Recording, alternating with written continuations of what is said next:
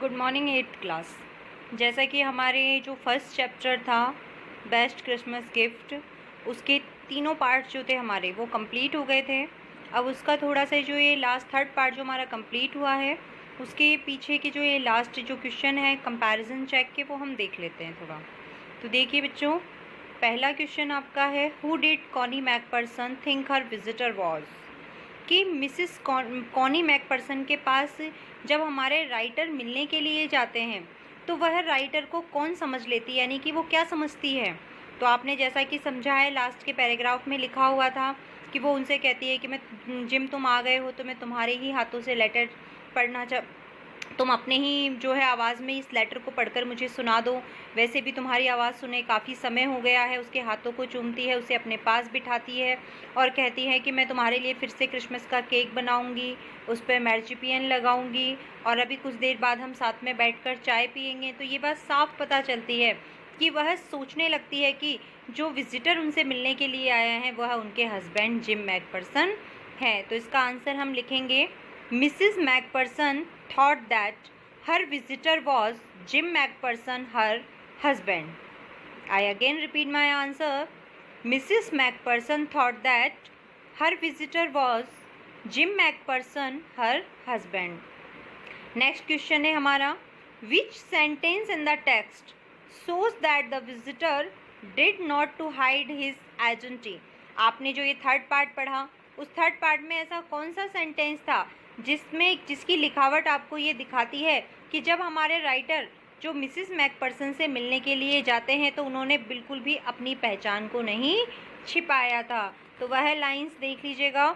देखो बच्चों, अपने इससे पहले वाला जो ये पैराग्राफ हमने पढ़ा था, यानी कि थर्ड पार्ट जब हम पढ़ रहे थे, तो उसमें जो जब वो लेटर को देने के लिए जाते हैं तो वहाँ पर देखिए ये फोर्थ लाइन में लिखा हुआ है, I said I was a friend come to visit Mrs McPherson to bring her a Christmas present. यह वाली लाइनें वो थी जिसमें पता चलता है कि विजिटर ने अपनी जो आइडेंटिटी है वह बिल्कुल भी नहीं छिपाई थी। तो जैसा कि मैंने निशान भी लगा रखा है, देख लेना, ये आपके सेकंड क्वेश्चन का आंसर है। इसी के साथ आपका ये चैप्टर फुली कंप्लीट हो जाता है। टेक्सचुअल के क्वेश्चन जो हैं आपके, जो टेक्स्ट क्वेश्चंस हैं उन्हें देखना।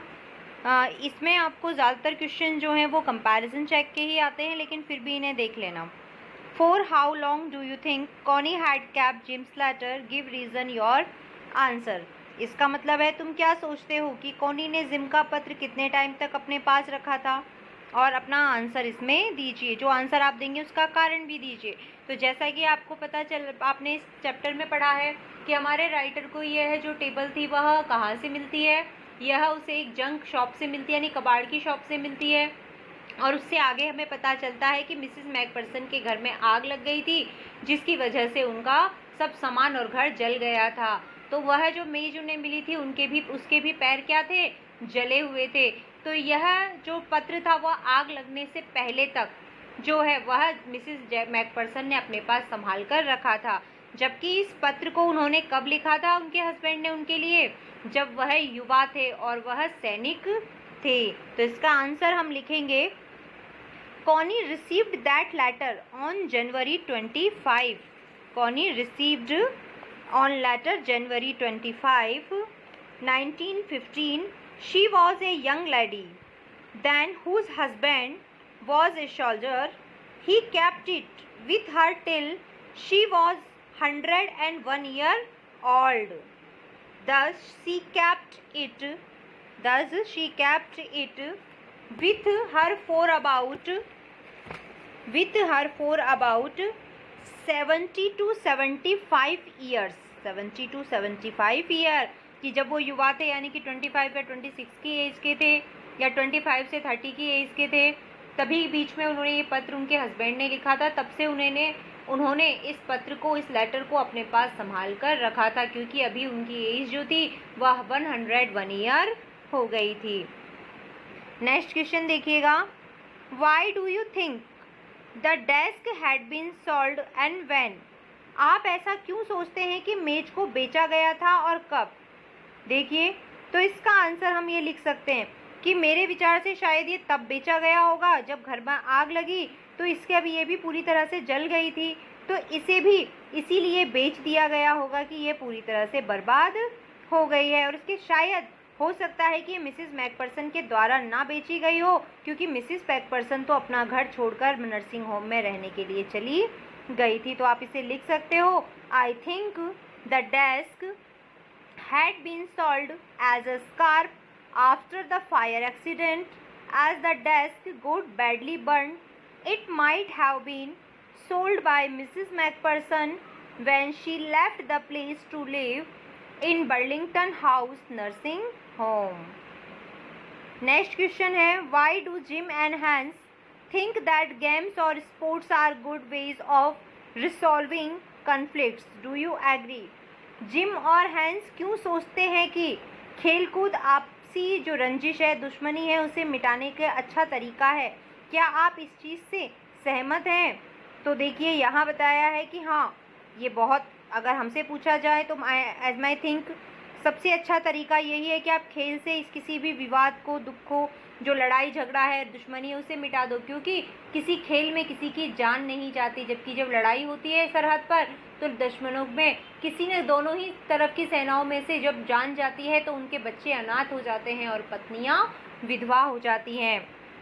तो इसके लिए हम लिख सकते हैं, as sports do not kill anyone, they can help in resolving conflicts, they grow friendship between the players, we also agree to this thought, कि हम इस थॉट से एग्री हैं। नेक्स्ट क्वेश्चन हमारा है, do you think the soldiers of the two armies are like each other और different from each other? Find evidence from the story to support your answer. कि हमने इसमें देखा है, ये चीज़ तो हमने देखी थी कि वो दोनों सरहद पर थे, दुश्मन थे, लेकिन वो साथ में एक साथ आते हैं, क्रिसमस को साथ निभाते हैं, दोनों ही कामनाएं करते हैं कि उनकी लड़ाई जो है वो खेल से ही समाप्त हो जाए, और एक दूसरे को के लिए वो क्रिसमस के गीत भी गाते हैं।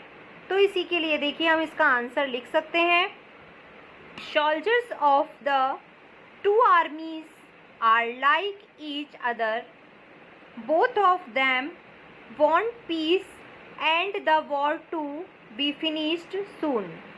Some evidence are they wished Merry Christmas to each other. Merry Christmas to each other. They shared drinks and edibles with each other. They sang Christmas song in the night for each other. Next question हमारा है, mention the various ways in which the British and the German soldiers become friends and find things in common at Christmas.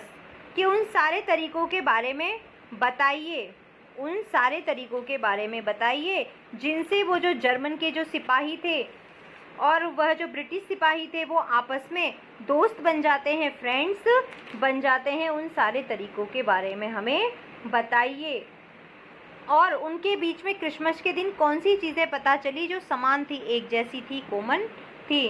तो देखिए, the German wish merry Christmas to British soldier, Germans भी British soldiers को merry Christmas wish करते हैं। They introduce themselves, वो दोनों एक दूसरे का परिचय देते हैं। और इसके बाद आप लिख सकते हैं, they enjoy drinks and edibles together, they do smoking, laugh, drink, eat and talk as friend do. कि देखिए वो साथ में एक दूसरे के साथ अपना जो खाने पीने का सामान था उसे शेयर करते हैं और खाते पीते हुए वो एक साथ एज ए फ्रेंड बातचीत करते हैं। तो यही चीज़ें थी जिनको देखकर पता चलता है कि ब्रिटिश और जर्मन सिपाही एक दिन के लिए क्या बन जाते हैं, वो फ्रेंड्स बन जाते हैं। नेक्स्ट क्वेश्चन है अपना, what is Connie's Christmas present, why is it the best Christmas present in the world? कि कॉनी का क्रिसमस का उपहार क्या है, यह संसार का सर्वोत्तम उपहार क्यों है? यह सर्वोत्तम क्यों था? क्योंकि जिम मैकपर्सन के द्वारा अपनी वाइफ कॉनी को लिखा गया ये लास्ट लेटर था। इसके बाद उन्हें कोई लेटर, यानी कि वो कभी लौट कर नहीं आया था। जिम की उस युद्ध में, उस वॉर में उसकी डेथ हो गई थी। ये उसका लास्ट लेटर था जो उसने अपनी वाइफ के नाम लिखा था, इसीलिए इसे बेस्ट क्रिसमस गिफ्ट कहा गया है। तो आप इसे लिख सकते हैं, Jim's last letter is Connie's Christmas present. Connie's husband, Jim, was away in this battlefield and she was waiting for his return returned Jim, but Jim did not return. When the author gave Connie her husband's last letter, she took it as the best Christmas present in the world. अब last question हमारा है, do you think the title of the story is suitable for it? Can you think of any other titles? क्या आपको लगता है कि इस कहानी के लिए शीर्षक ठीक है, या आप किसी और शीर्षक के बारे में सोच सकते हैं? तो देखिए, वैसे तो ये सबसे अच्छी चीज़ ही इस चैप्टर का जो नाम था वही सबसे बेस्ट था, क्योंकि सब एक वाइफ के लिए अपने हस्बैंड का लेटर जिसकी डेथ हो गई है उसे रखना उसके लिए सबसे बड़ा तोहफा था। तो ये एक बहुत अच्छा इसका जो टाइटल है वो है। लेकिन अगर आप रखना भी चाहें तो क्या रखेंगे? या तो बेस्ट रखेंगे, या फिर आप इसकी जगह क्या रख सकते हैं, a surprise gift on Christmas. तो आप इसे ऐसे लिखेंगे, the title of the story is the most suitable one, the main thing in the story is a letter, it becomes the best Christmas present in the world for Mrs McPherson, she is lucky to get it back. I think another title may be a surprise gift on Christmas. तो देखो बच्चों, आपको सारे questions answers भी समझा दिए गए हैं। इसी के साथ आपका ये चैप्टर जो है वो टेक्सचुअल क्वेश्चन के साथ साथ कंपैरिजन क्वेश्चंस भी कंप्लीट हो गए हैं। तो अब जो हमारा नेक्स्ट चैप्टर स्टार्ट होगा, आप इन क्वेश्चन आंसर्स को अपनी नोटबुक में कर लीजिएगा और साथ के साथ इन्हें लर्न भी करते जाइएगा, क्योंकि अब आपके चैप्टर बड़े हैं, आपके चैप्टर को कंप्लीट होने में टाइम लगता है। 3 दिन 4 दिन का टाइम इसमें चला जाता है, तब तक आप इस चैप्टर को इजी गोइंग कंप्लीट और लर्न कर सकते हैं।